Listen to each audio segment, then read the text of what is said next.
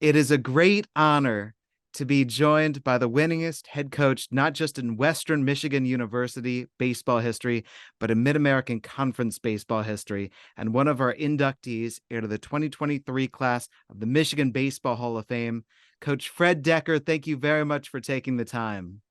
Oh, going to really enjoy this. Let me go way back when. What led you to decide to attend Western Michigan University? Basically, they were the only one that recruited me. Easy choice. Beck, when you were in high school, how many sports did you star in? Well, we only had three, and I played all three of them. So I don't stars. I'm not sure about the star part, but I had letters in all three sports. Do you remember the first time that you visited the WMU campus? Yes, it was during my senior year. Coach Marr invited our family to come up, and we did, and we watched a ball game, and then after the game, we met underneath the stadium, and we talked about coming to Western. I came on an academic scholarship, not a baseball scholarship. However, they did provide me a job working in one of the cleaning the classroom buildings as a part of my scholarship. So I guess you'd call that a scholarship. So you were literally a cleanup hitter. Yeah, that's right. I was a cleanup. That's right. uh, And an All-America outfielder at Western Michigan. Did you realize that your ability was to the level that it was compared to everybody else? no, did not realize that at all. I thought I was going to be an infielder when I came to Western, and in the first day of freshman practice, the coach said all the third basemen go out to your position, and there were 19 of them on the freshman team. So the thing I could do, I ran pretty well, and I could hit pretty well, and I got changed. After my sophomore year, I got changed to the outfield because I was injured my sophomore year. I didn't play at all, uh, and so coming into my junior year, one of those things that happens is the starting center fielder 2 weeks before the season broke his collarbone, and I got a chance to play. Let me ask you, what was your own injury? Shoulder injury. I was diving for a ball, a ground ball going through the infield and landed on the side of my shoulder, and it tore the ligament. Oh my goodness. Okay, you come back from that injury. You've had some time to process more baseball to see everything going on. How quickly did you get back to your abilities? Well, at the end of that summer, I was playing in Battle Creek in the San Musial League, and I was ready to play in the tournament, in the Stan Musial League tournament in Battle Creek. And so played pretty well there. And then that fall, after I got back to school, I led the team in hitting in fall practice. So that really opened up. I think coach was planning on using me as a pinch hitter before the our center fielder broke his collarbone, but that would have been my only role, would have been as a pinch hitter. Just to go back a little bit further, and you reminded me with the Stan Musial League, did you grow up a Detroit Tigers fan? Oh yes, yeah, that was the only team that we followed at all. We're very interested in. What was it like to go to the 1963 College World Series? Uh, that was uh, that was unbelievable for for a kid from a town of 1,000. Uh, they met our bus right at the river there separates Omaha from Council Bluffs, and we had a police escort into town and stayed in the nicest hotel I'd ever been in. And it was just phenomenal. Just wish I'd have hit better in the tournament. That's all. When the baseball team came back to Kalamazoo, were you greeted like returning heroes for what an incredible season? We were.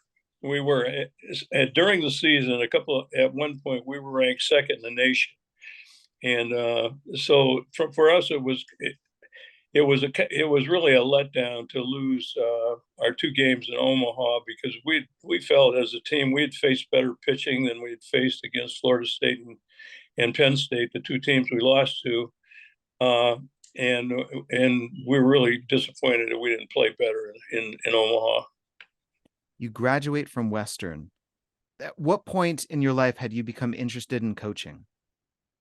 Uh, from probably my sophomore, junior year in high school.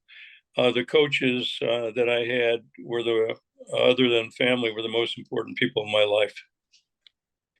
Was there some sort of theme in terms of what made them such a great coach? Some sort of shared value? Uh, yes, I guess the one that inspired me most was the football coach I had. It was a freshman. He was a recent graduate of Western and played football at Western. And he was just an enthusiastic, no nonsense, tough guy. And I just loved playing for him. I love it. All right. How did you get your first job after graduating from Western Michigan? Well, Leslie still had a year to go to graduate, and we got married. My would have been January of my senior year and her junior year. And so we stayed in Kalamazoo for her to finish her degree. And for me, I taught in a junior high school, Hillside Junior High School, my first year. And then I got hired as the head coach at Portage Central, which was the first year of Portage Central. It was the Portage Public Schools before that, and then it split into Northern and Central. And I got the head coaching job at Portage Central, where I stayed for 2 years. Did you build their baseball program? Was this something where you were coming in and establishing the foundation yourself? Yes, yes, it was new. The program was new. What a special feeling that is, especially Yeah. for an inexperienced coach. This is your program. You get to put your stamp on it. Yes, for sure, absolutely. And I But started summer with a Connie Mack team. That was my first team. I organized a Connie Mack team for the players who would be coming back, who would be playing in the following spring. And so we had that going for us during that summer, and then obviously the spring season after that. okay, however, you're there for 2 years and then an opening develops at Western Michigan, right? When did you hear that you could come back? Well, it was actually a grad assistantship, and I realized, in fact, when you think about what you say when you're 22 years old, they asked me, "Well, what's your goal?" And I said, "Well, in 5 years, I'd like to be coaching in college." And they kind of looked at me funny. And so when that graduate assistantship became available, and Leslie and I decided that I wanted to get my master's degree, it came down to Ohio University and Western, and obviously it was an easy choice to stay at Western. So you got your master's degree, you're an assistant coach on the staff. How much did you learn as a coach now about baseball and about coaching? Oh, the other side of it, from the way you look at it from a player standpoint, and then from the coaching standpoint, is just so totally different. And of course, I had who I thought was the best baseball coach in the world at Western, and Charlie Marr, named my son after him, Charlie Decker, uh, and it was just we only had him. He got sick midway through that first season, so I was only with him in the fall in practice, and then the assistant coach Bill Chambers took over the head job, and I stayed on as a graduate assistant that year, and then got hired as the assistant coach going in the next fall. And then entering 1976, you were named the head coach. Yes. What was that like to be named the head coach at Western Michigan? Well, uh, it was great. I felt after 7 years as an assistant, I was ready. I thought I was ready for the job. I don't know that you're ever ready for the job because I've well said I know I learned way more than my players did for several years. So but it was very exciting, and it was great to get back, with my school. What were your favorite parts? What were the most difficult parts of becoming the head baseball coach for the Broncos? Well, uh, the most difficult, I think, was learning how to run the program off the field, and all the things that you have to do that you don't do between 2 and 5 of practice, and organizing the recruiting, doing all those administrative tasks that you have to do. Those are the most difficult. Although I had some practice of that as an assistant coach, my head coach, you make decisions and not recommendations, and that was the biggest difference. When you're 29 seasons as the head coach of a baseball program, times change a lot during that span. How did you see things change during those 29 years? Well, from a standpoint of just player-coach relationship, I thought at least the last 5, maybe the last 10, the parents became much more involved in the success of their sons, and were I don't know how to word this, that they I don't want to say helicopter parents, but they did not let the kids grow up like they did when I first started the job, if that makes sense. Yes. It's more independence, and then it changed to more dependence. Yes. I asked you about the biggest challenge. When you look back on those 29 years, what was the most rewarding aspect? Well, the most rewarding one is what the players accomplished, and the reason that I'm talking to you today. In those 29 years, uh, those teams had a winning record against every team in the Mid American Conference, had a winning record against Michigan, Michigan State, Ohio State, Notre Dame, and Purdue, and some other people. And that is by far the most rewarding part of what we accomplished. With you going into the Michigan Baseball Hall of Fame, you were going in alongside Danny Litweiler. When did you first meet Danny? Well, I knew Danny a little bit when I was an assistant coach and we were playing Michigan State. We met each other and stuff. But when I became head coach, I remember getting a call from him and congratulations early.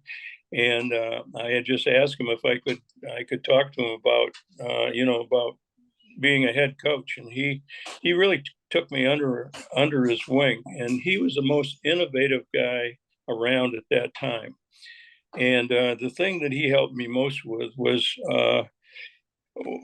promoting the program and helping it get on a stronger financial basis, because he had organized a dugout club, and we didn't have anything like that at Western at the time. And also, and I stole that from him. We went right ahead and did a dugout club. He told me how to set this up and what to look for and how you could get people to help you. And then he had a wine and cheese party, which was to start off the season. And we had a castle in town that our friend owned, and we did the same thing. And it just turned out as a great idea to start the season, get people very interested in the season, and then to actually make some funds for the program as well. So he was just great to me.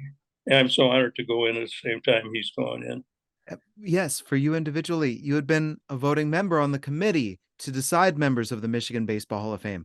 What does it mean to you to be a member? Well, being a voting member before, I absolutely know who the people are who have been nominated, and it is just unbelievable for me that that I'm in with this group of people and the people who are still waiting. When you look back upon your years at Western Michigan, were there any great memories, any great stories that you would like to share? Uh, Great stories. I have I have lots of stories. I will tell you one that I think is really good. When we went to in 1989, we won the Mid American Conference Championship, and we went to Texas for the regional. In the Texas regional, there were 6 teams in that regional, and one of the teams was New Orleans. And we were having a practice day the day before starting the tournament.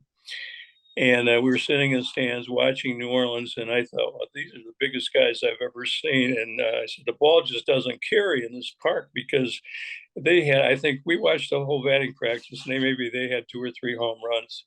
And so, coach, we were just sitting there, and then we took the field, and we had to put pitchers on the outfield on the other side of the outfield fence because we were hitting so many balls out in batting practice that we couldn't get them in quickly enough to keep batting practice going. So we put pitchers out there on the other side. And I thought, well, this is really strange. Well, the next night we opened up with Southern Cal, and we had 8 kids drafted off that team. So, I'm talking about really good players. So our center field third hitter, he hits one out in left center field. And then our cleanup hitter, our first baseman, came up next, and he hit one out in right field. And of course, this is a full house because we opened up we had the 8 o'clock game. No, we opened up the tournament, and we had all the Texas fans on our side. Other than Texas, we were we were the team that they loved the most. And so I think they hated Southern Cal to start with, but that memory of how excited our kids were to play, and how the fans adopted us because of the 2 home runs that our guys hit was just a great memory. Coach Decker, thank you so much for taking the time this morning. You're welcome. You're welcome. I enjoyed this very much, Jesse, and I really appreciate what you've done, and obviously the selection committee. I thank them so much for this honor. Coach Fred Decker, the winningest head baseball coach in the MAC, let alone Western Michigan University, and a Broncos icon. I'm Jesse Goldberg-Strassler, and this is for the Michigan Baseball Hall of Fame.